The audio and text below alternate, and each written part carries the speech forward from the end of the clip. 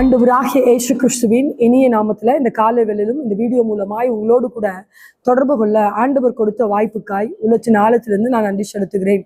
நிச்சயமாகவே ஆண்டவருடைய கிருபையும் தயவும் இந்த நாளில உங்களோடு கூட இருந்து உங்களை ஆசீர்வதித்து வழி நடத்துவதாக. இன்று நாம் தியானிக்க இருக்கிற வசனம் ஏசாயா 26வது அதிகாரம் 3வது வசனத்தை வாசிக்கும் போது வசனம் எப்படியாய் சொல்லுகிறது? உம்மை உறுதியாய் பற்றி கொண்ட மனதை உடையவன் உண்மையே நம்பி இருக்கிறபடியால் நீர் அவனை பூரண சமாதானத்தோடு காத்துக்கொள்வீர் என்று வேதம் சொல்லுகிறது.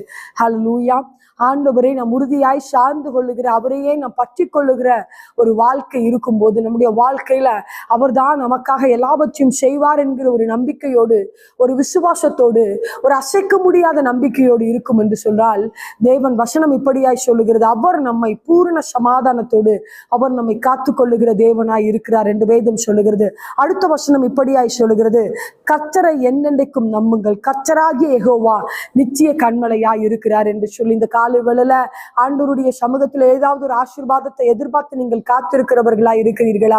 இல்லை, உலக பிரகாரமான ஏதாவது நன்மை வேண்டும் என்று சொல்லி நீங்கள் காத்திருக்கிறவர்களாய் இருக்கிறீர்களா?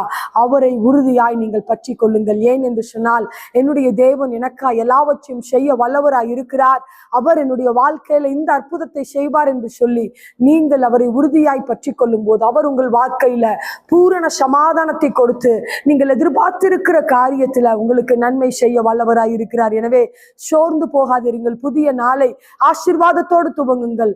உங்களுடைய நம்பிக்கை ஆண்டவருடைய பேரில் இருக்கட்டும். நிச்சயமாய் உங்களை விடுதலையாக்குவாராக, உங்களை ஆசீர்வதிப்பாராக, நீங்கள் எதிர்பார்த்திருக்கிற நன்மையை செய்வாராக. ஒரு விஷயாய் கண்களை மூடி செபிக்கலாமா?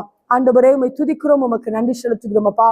இயேசுவின் நாமத்துல நாங்கள் செபிக்கிறோம். இந்த நாள்ல நாங்கள் பார்த்த வசனத்தின்படியாய் உம்மை உறுதியாய் யார் யார் பற்றி கொண்டிருக்கிறார்களோ ஆண்டவரே, அவருடைய வாழ்க்கையில பூரண சமாதானம் உண்டாவதாக நாங்கள் செபிக்கிறோம்.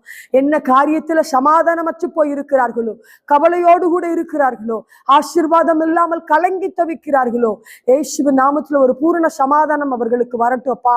அவர்கள் எதிர்பார்த்திருக்கிற காரியத்துல நன்மை செய்து இந்த நாளில நீங்கள் உயர்த்துவீராக, மேன்மைப்படுத்துவீராக. இயேசுவின் நாமத்துல நாங்கள் செபிக்கிறோம் எங்கள் நல்ல பிதாவே, ஆமென்.